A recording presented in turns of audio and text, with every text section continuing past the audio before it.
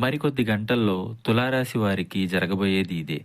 మరణ సమానురాలైన ఆడది చావు దెబ్బ కొట్టబోతోంది. ఈ పరిస్థితి నుంచి తప్పించుకోవాలంటే మీరు చేయవలసిన దేవతారాధన ఏమిటో తెలుసుకుందాం. ముందుగా మీకు ఎటువంటి సమస్యలు, సందేహాలున్నా ఒకసారి గురువుగారిని సంప్రదించండి. ఈ రాశి జాతకుల గోచార స్థితి ఈ విధంగా మార్పు జరగబోతోంది. ఒక ఆడది ఒక అవకాశం కోసం ఎన్నో సంవత్సరాల నుంచి, ఎన్నో రోజుల నుంచి ఎదురు చూస్తోంది. మీ గ్రహస్థితి నీచ స్థితిలో ఉండటం ఈ మార్పులకు మూల కారణం. మీరు అప్రమత్తంగా ఉండండి. ఎవరితో కూడాను ఏ విషయాలు పంచుకోవద్దు.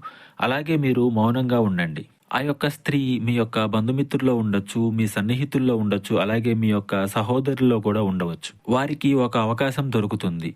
మీ మనసుని మీ మాట విననీయకుండా మీ మీద రుద్దేస్తారు. వారి నిర్ణయాలను మీ మీద రుద్దేస్తారు. తత్ఫలితమే మీరు సమాజంలో అబాసుపాలు కావడం, ఉన్నత అవకాశాలను చేజార్చుకోవడం, ధన నష్టం ఇంకా ఎన్నెన్నో జరుగుతాయి. మీరు ముందుగానే జాగ్రత్తగా ఉంటూ మీ ఆలోచనలను ఎవరితో పంచుకోకుండా జాగ్రత్తగా ఉండండి. వీలుంటే వెంటనే దేవాలయానికి వెళ్ళండి. పరమశివుని దర్శించుకోండి. పరమశివునికి మీ కష్టాలను విన్నవించుకోండి. తప్పక సమస్యల నుంచి బయటపడతారు. ఇంకా ఇతరత్ర ఎటువంటి సమస్యలు, సందేహాలున్నా గురువు గారిని ఒకసారి సంప్రదించండి.